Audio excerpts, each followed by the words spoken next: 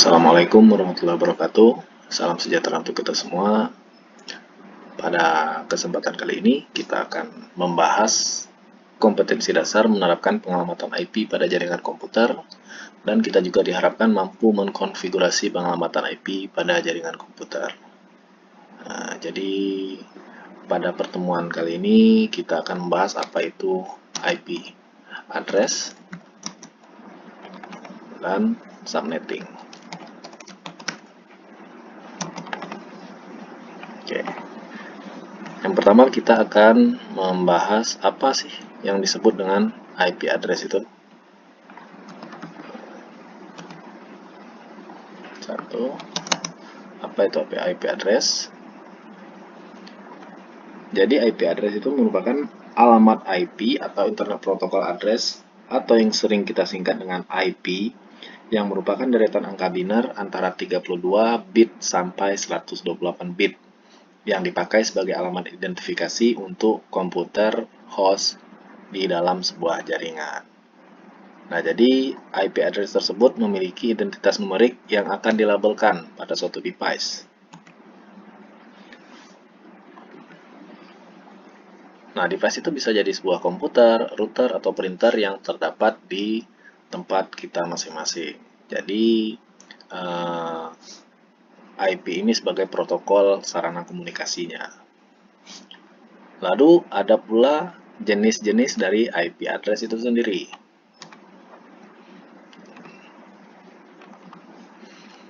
Oke, kita masuk ke jenis IP address. Yang pertama, tadi sudah disebutkan di atas, deretan angka biner antara 32 bit sampai 128 bit.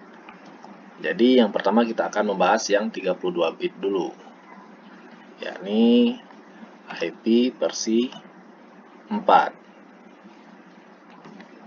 Nah, untuk IP versi 4 itu sendiri, itu merupakan internet protokol yang terdiri dari 32 bit, itu mampu menampung 4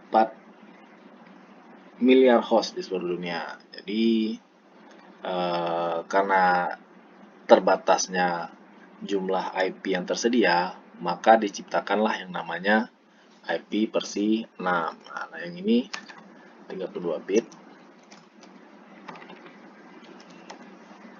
Kemudian yang kedua ada yang disebut dengan IP versi 6. Nah, IP versi 6 ini sendiri diciptakan untuk menjawab kekhawatiran kita, kekhawatiran dunia akan kemampuan IP yang hanya menggunakan 32 bit untuk menampung IP address. Jadi, semakin banyaknya pengguna jaringan, maka IP juga akan semakin berkurang. Makanya diciptakanlah yang namanya IP versi 6. Nah, IP versi 6 ini nih terdiri dari 128 bit tadi. Jadi kira-kira berapa jumlah IP yang bisa digunakan? Nah, segini. Jadi cukup banyak ya.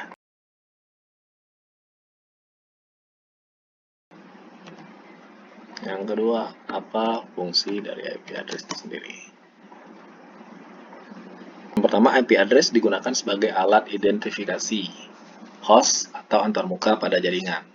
Fungsi ini kita ilustrasikan sebagai sebuah nama bagi kita, bagi seseorang yang digunakan sebagai pengenal. Jadi ketika orang mencari sesuatu, yang ditanya itu namanya. Nah, begitu juga dengan fungsi dari IP address ini.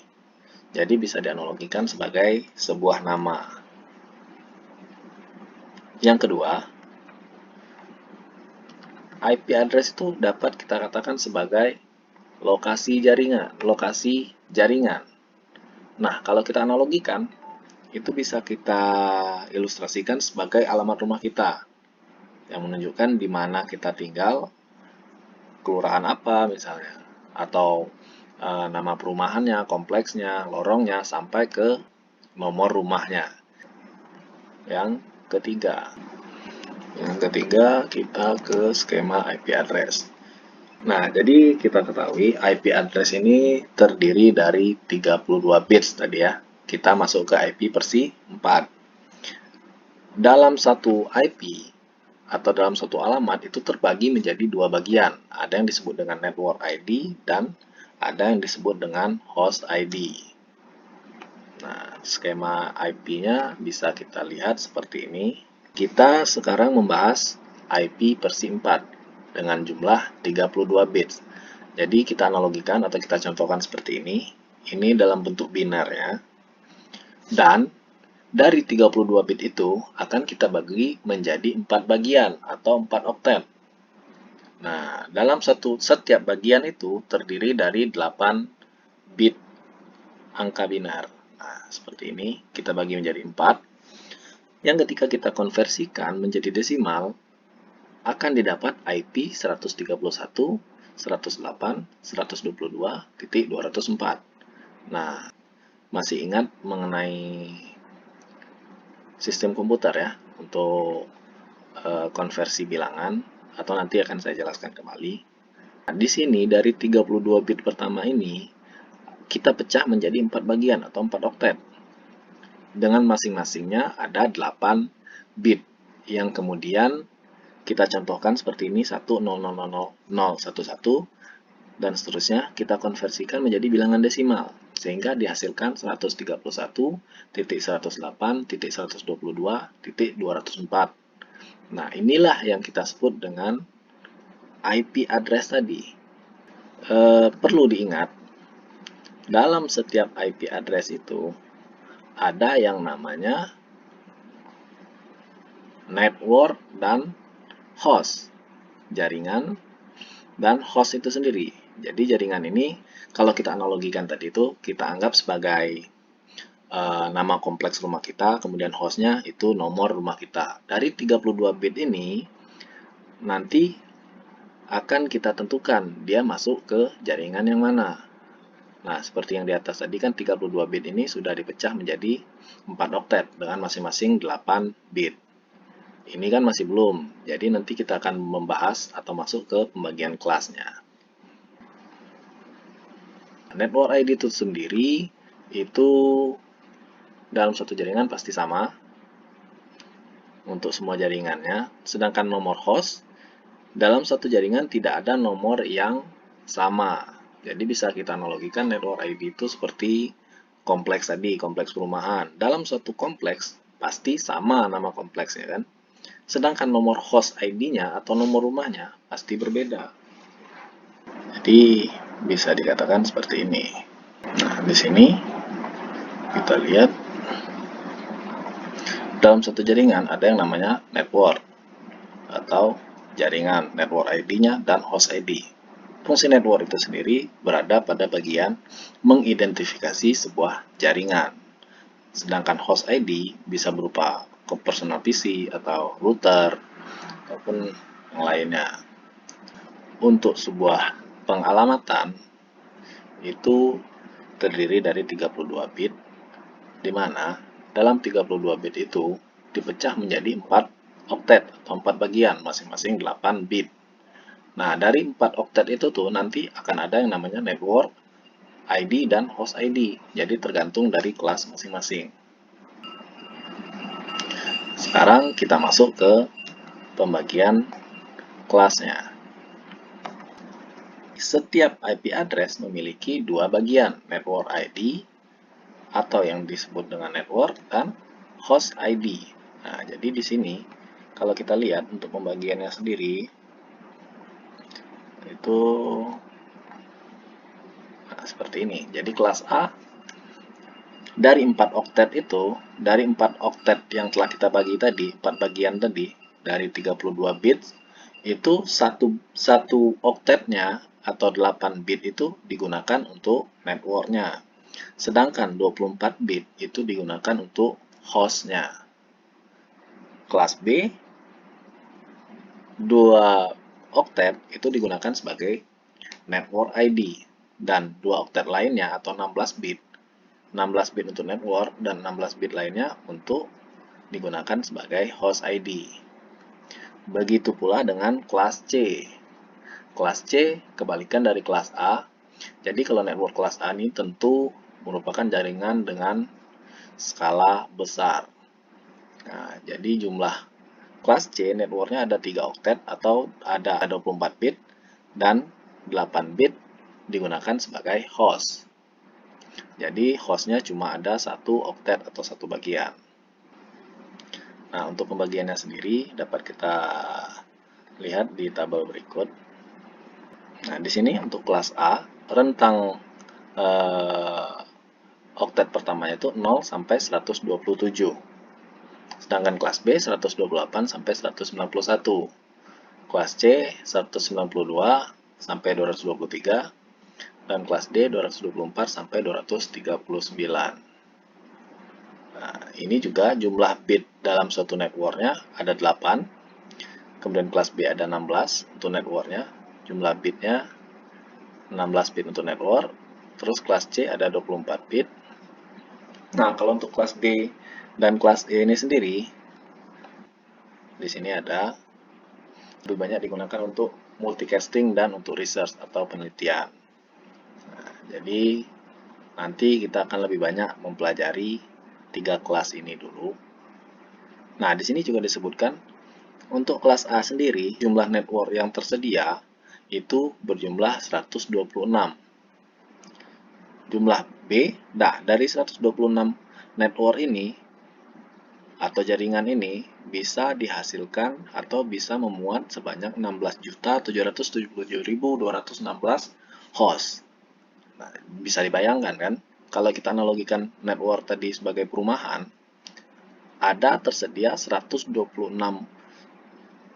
kompleks perumahan dengan masing-masing kompleks itu satu kompleksnya dengan masing-masing bisa menampung sampai 16 juta host. Nah, begitu juga dengan kelas B. Itu networknya menggunakan 16 bit, kelas C 24 bit. Nah, sudah saya jelaskan. Untuk networknya sendiri, kelas B berjumlah 16.000 network. Dengan jumlah host masing-masing network itu 65.000. Berbeda lagi dengan kelas C. Kelas C itu jumlah networknya yang banyak, cuma untuk masing-masing network itu cuma ada tersedia 254 host. Jadi dari 2.097.152 perumahan misalnya, di masing-masing perumahan hanya ada 254 rumah. Makanya pembagian kelas ini sangat penting. Apalagi kita hanya membutuhkan sekitar 200-an host, tidak mungkin kita menggunakan kelas B misalnya kan. Jadi kita bisa menggunakan kelas C. Nah, di sini ada klasifikasinya. Nah, untuk kelas A itu sendiri, untuk 8 bit pertama itu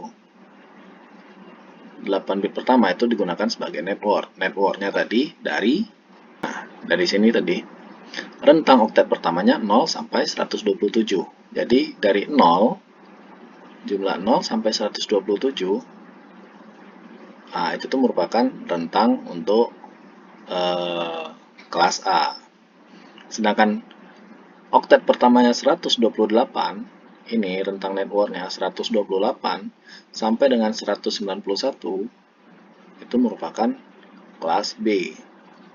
Sedangkan kelas C itu dimulai dari 192, itu untuk networknya sampai dengan 223. Itu bisa dikatakan sebagai kelas C. Oke, misalkan kita beri contoh. Di sini ada IP address 10.11.15.1 dan 125.107.11.113.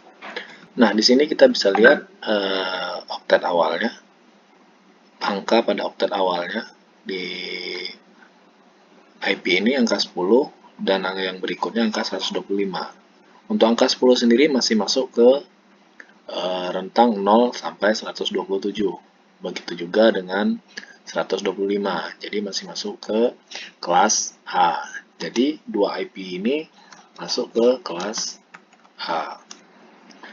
Kemudian ada lagi IP misalnya 190, 168, 10.1.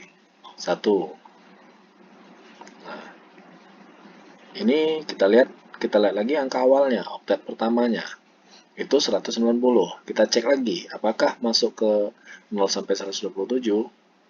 Kalau tidak, kita lanjutkan ke kelas berikutnya 128 sampai 191. Dan 190 masuk ke kelas B. Kita cek lagi IP selanjutnya 170.10.11.15. Kita lihat oktet awalnya 170. Nah, kita cek lagi masuk di bagian mana oktet awalnya. Dan masih masuk ke kelas B. Jadi dua IP ini masuk ke kelas B. Begitu juga dengan yang selanjutnya, misalnya 192, 168, ini yang biasa kita temukan. Nah, 192, dari 192, 168, 10.12, oktet awalnya 192 masuk ke kelas C. Sudah tentu dari 192 sampai 223. Jadi bisa kita katakan 202.100.15.9 kalau kita lihat oktet awalnya itu masuk ke kelas C2 ini. Nah, jadi demikian ya cara untuk melihat sebuah IP ini masuk ke kelas yang mana. Jadi kita bisa lihat oktet awalnya. Dari 4 oktet ini, kita lihat oktet awalnya. Itu bisa kita tentukan untuk masuk ke yang mana. Jadi perlu diingat lagi, untuk kelas A sendiri rentang oktetnya 0 sampai 127. Untuk kelas B 128 sampai 191. Kelas C 192 sampai 223. Jadi dari sana kita bisa lihat IP ini masuk ke kelas yang mana dari oktet awalnya.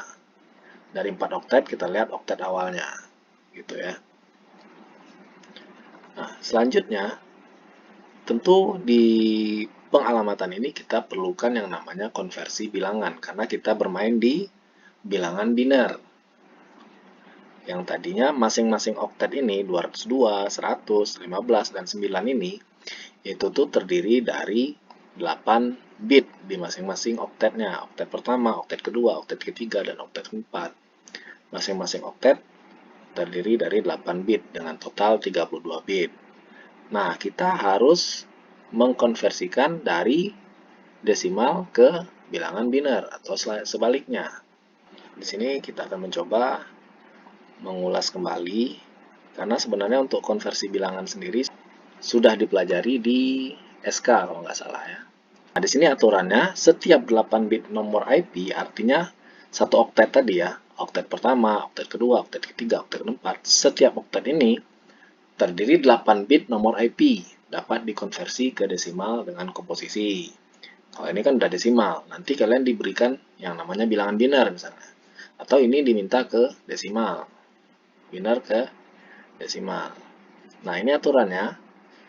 X kali 2 pangkat 7 tambah X kali 2 pangkat 6 tambah X kali 2 pangkat 5 sampai dengan X kali 2 pangkat 0. Atau dihasilkan 2 pangkat 7 128, 2 pangkat 6 64 sampai dengan 2 pangkat 0 yakni berangka 1. Nah, sekarang kita coba menjabarkannya. Kita beri contoh lah.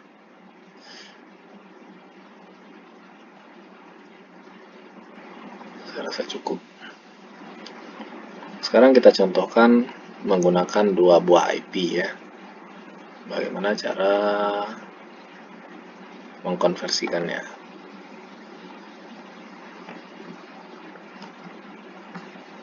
Nah, di sini saya jabarkan dulu untuk pembagiannya. Nah, di sini 2 pangkat 7 128, 2 pangkat 6 64, 2 pangkat 5 32 dan seterusnya. Kenapa cuma sampai 2 pangkat 7 sedangkan IP itu masing-masing oktet ada 8 bit. Nah, coba kalian perhatikan kita memulainya dari angka 0, 2 pangkat 0. Jadi 0, 1, 2, 3, 4, 5, 6, 7 itu jumlahnya ada 8 bit. Oke, kita contohkan. Misalkan kita ambil IP yang kelas A ini ya, 10.11.15.1. Nah, 10, titik 11, titik 15, titik 1. Ini desimalnya. Nah, binernya kayak gimana? Oke, sekarang kita bahas, kita coba mengulang kembali.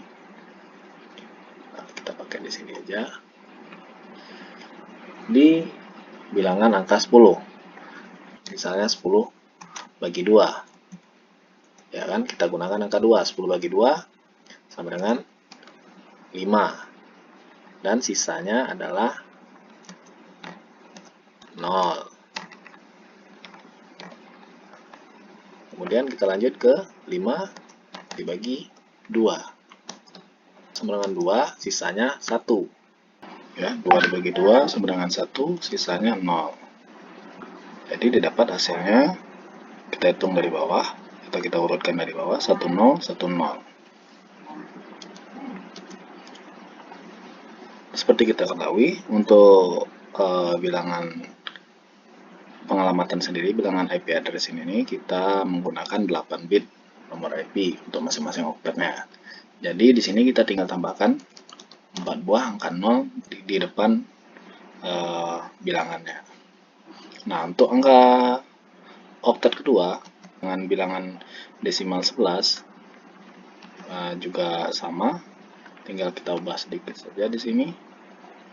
11 bagi 2 hasilnya 5, sisa 1. Nah, didapat bilangan binernya 10, 11, diurutkan dari bawah ke atas dan ditambah 4 angka 0 supaya cukup menjadi 8 bit bilangan biner. Nah, untuk oktet ketiga itu 7, 15 ya, 15 bagi 2 sama dengan 7, 7 sisa sama dengan 1. 7 dibagi 2 sama dengan 3. 7 dibagi 2 sama dengan 3, sisa 1. 3 dibagi 2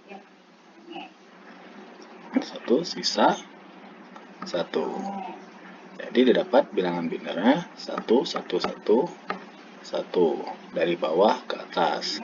Dan jangan lupa ditambahkan buah angka 0 sehingga cukup 8. Untuk angka 1 sendiri langsung saja 1, 2, 3, 4, 5, 6, 7 dan angka 1.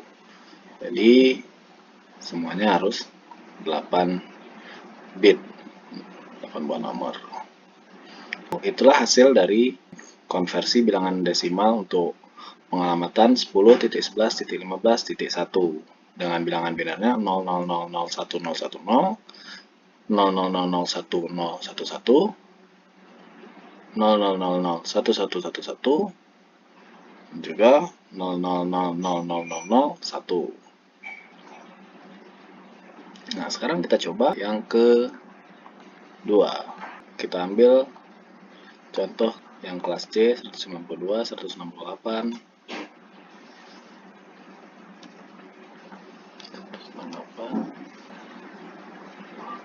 10, 12.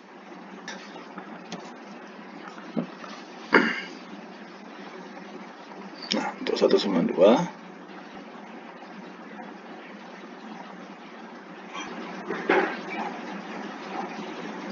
untuk 192 didapat hasilnya 11000000. Nah, nanti penjabarannya seperti itu. Oke, jadi 192 dibagi 2 96, sisanya 0, 96 bagi 2 48, sisa 0, dan seterusnya. Sehingga didapat bilangan binarnya 11000000. Sedangkan untuk 168 itu dapat hasilnya seperti ini.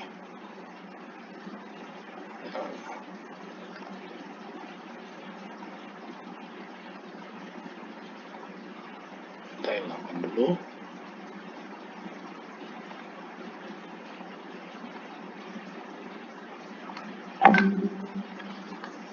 Oke, 10101000.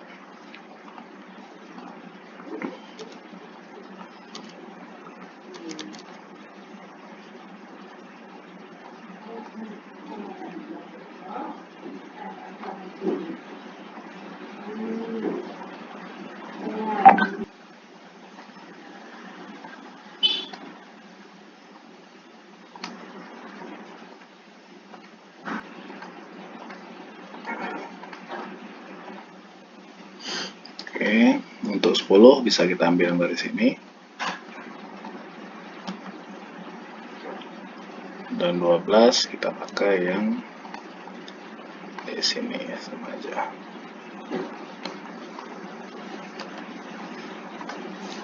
Dibagi 2 6, 0, 6 bagi 2 sama dengan 3, 0, 3 dibagi 2 sama dengan 1, sisa 1. Jadi bilangan binarnya adalah 11, 0, 0, 0, 11, 0,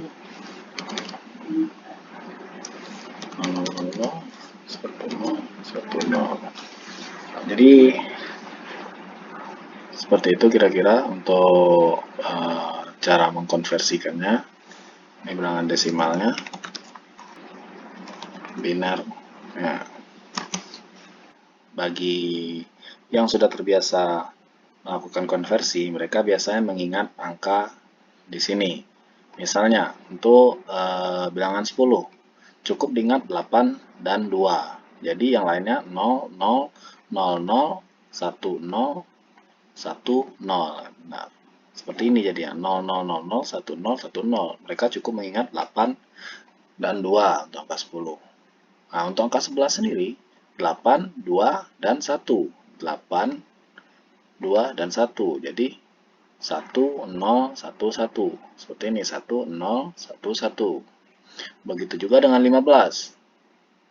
15, 1, 1, 1, 1. 1, 1, 1, 1. Jika dijumlahkan, maka hasilnya adalah 15. Nah, untuk mengkonversi atau mengkonversikan bilangan, kita sudahi. Selanjutnya kita masuk ke bagian kelima, yaitu net mask. Nah, net mask itu sendiri adalah istilah dari teknologi informasi untuk membedakan network ID dan host ID. Jadi pada pengamatan logik, kita selain butuh nomor IP juga dibutuhkan net mask atau kita sebut dengan subnet mask. Nah, jadi seperti ini. Fungsi dari subnet mask itu membedakan network dengan host ID dan menentukan alamat tujuan. Jadi seperti itu. Nah, kalau kita gambarkan seperti ini, menggunakan 32 bit bilangan dengan pembagian 4 oktet. Nah, di sini kita lihat untuk kelas A sendiri, untuk bagian networknya semuanya aktif 8 bitnya, sehingga kalau dijumlahkan berjumlah 255. Begitu juga dengan kelas B, 2 oktet pertama dan kedua ini digunakan sebagai network seperti yang dijelaskan di atas tadi dengan jumlah 255, 255.0.0. Begitu juga dengan kelas C 255, 255, 255.0. Pengalamatan logik merupakan gabungan antara IP dan net mask. Jadi selalu beriringan. Kalau misalnya nanti kalian sudah memasuki atau sudah mempelajari pengalamatan, nah bakalan ada IP dan net mask. Jadi bisa digambarkan seperti ini.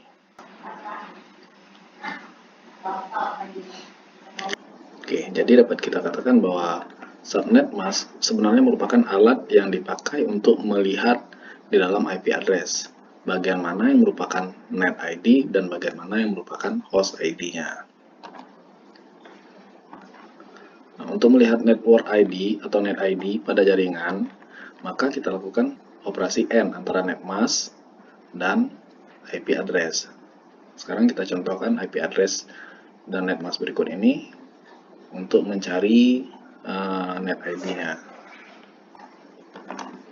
Nah, pada IP address di atas yaitu 202.151.129 dengan net mask-nya 255.255.255.0. Langkah pertama yang harus kita lakukan yaitu melakukan operasi AND.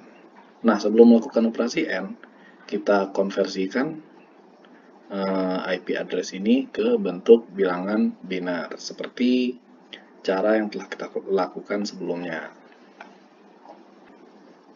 Nah, ini merupakan IP address 202.195.151.129. Kemudian kita konversikan juga net mask-nya menjadi bilangan biner. Dari IP dan netmask ini kita lakukan operasi AND sehingga akan didapat network ID-nya, yaitu network ID yaitu 111010101111111100 sekian. Nah, dalam bentuk bilangan biner ini sendiri kemudian kita konversikan lagi menjadi bilangan desimal.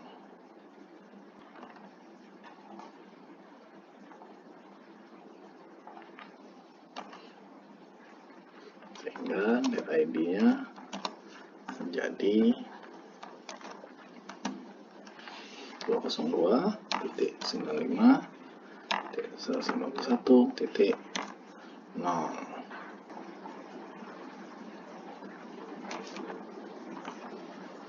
Setelah kita dapatkan network ID-nya atau net ID-nya, dari sini kita bisa melihat nomor hostnya yaitu 129.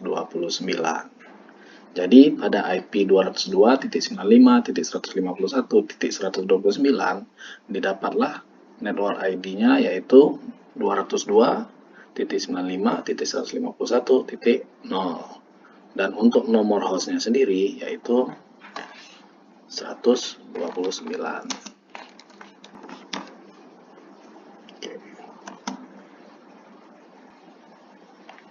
Oke, demikian untuk materi kali ini mengenai IP address. Selanjutnya kita akan membahas mengenai subnetting pada materi selanjutnya.